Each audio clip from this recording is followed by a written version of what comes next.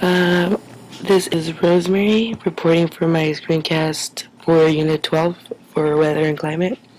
And I want to apologize a little bit for my voice because I'm kind of sick, but we're going to be looking at the weather maps first and talking about what was going on with those. In this first weather map, we see the low pressure system here with, clouds, and barometric pressure is at 1004. There was some fog, some rain, which is, low pressure systems. You can see that there's just scattered clouds everywhere and just kind of like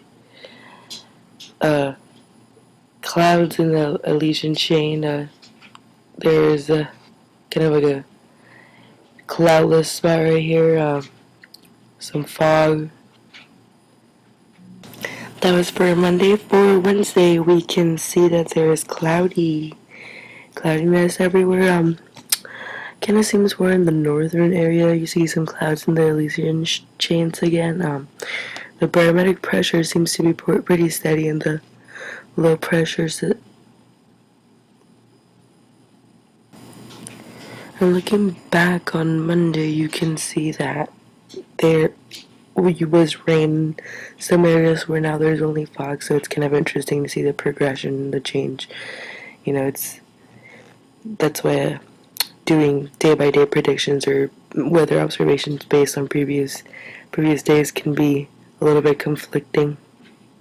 And you can see that there is mostly low pressure systems for this observation, so everybody was kind of having a stormy day.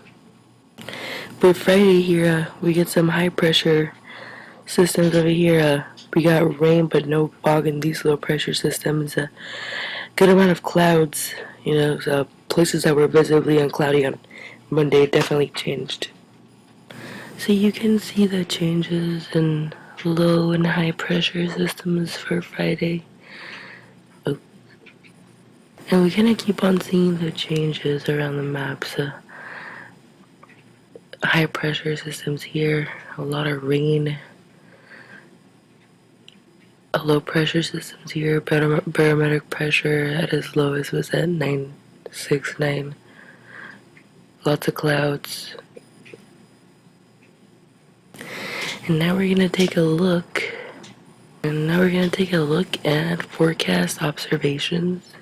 Let's see. For Thursday, we had an average at around 49. And it's really interesting just to see like the predictions for Monday and Thursday and how what actually comes out can be pretty close and within the range of the high and low estimates, especially for this observation. It seems like it was pretty within the realms of what actually happened. The Monday highs were at 54 and the Thursday lows were at 45. Monday lows were also, Thursday lows were a little bit lower than Monday lows, but still pretty close. Monday lows definitely got the right number for this one. For Kodiak, we see a prediction in Monday highs at ranging between 52 and 55. And for Thursdays, we see around 53s, 54s. The lows are at 42 for Monday lows, and on Thursdays, we see them go up to the 45s.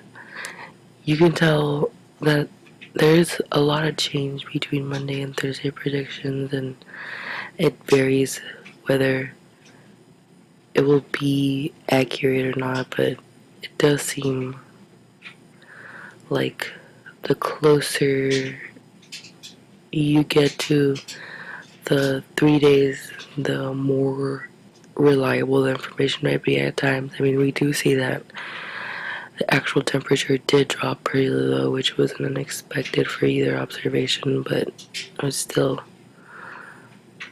what picked up around Tuesday through Sunday. And for Anchorage, we see Monday highs at the 59s, Monday lows at the 35s.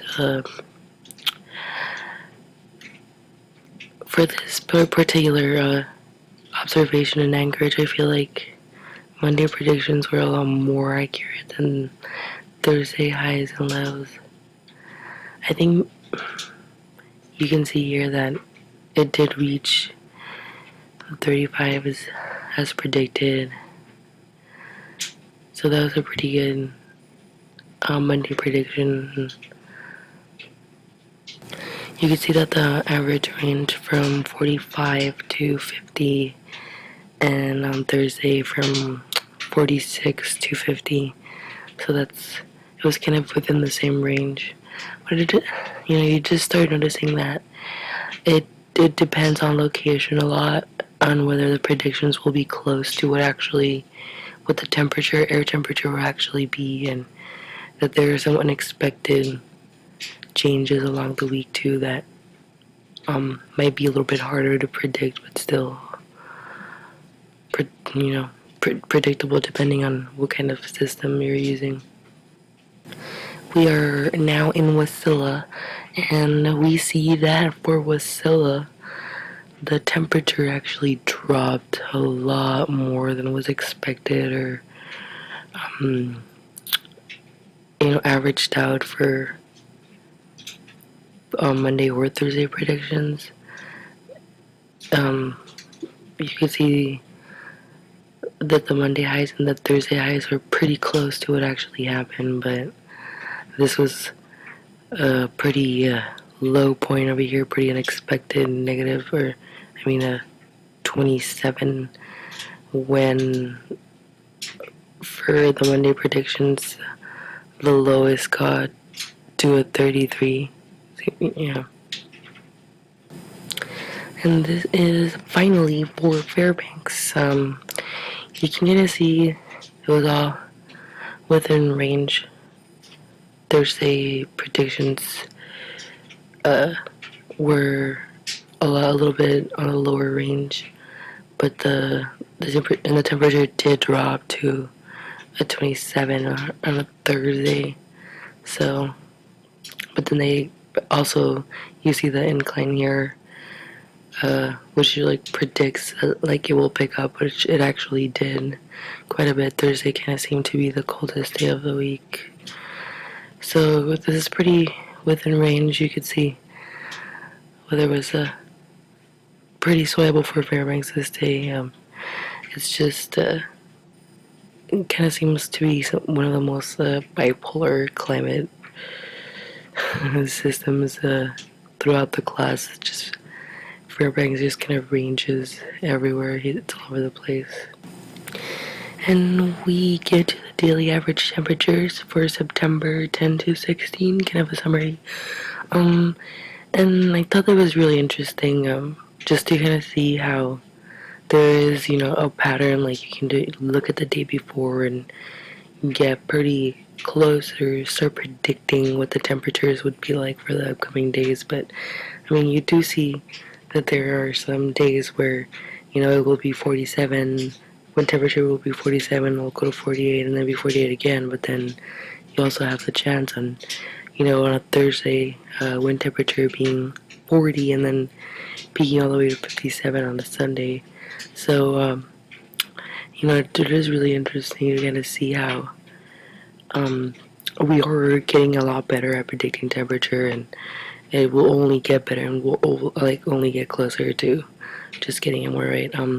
So that was my screencast and kind of my outlook on the wind temperature. Thank you, and sorry about my voice, but I'm kind of sick.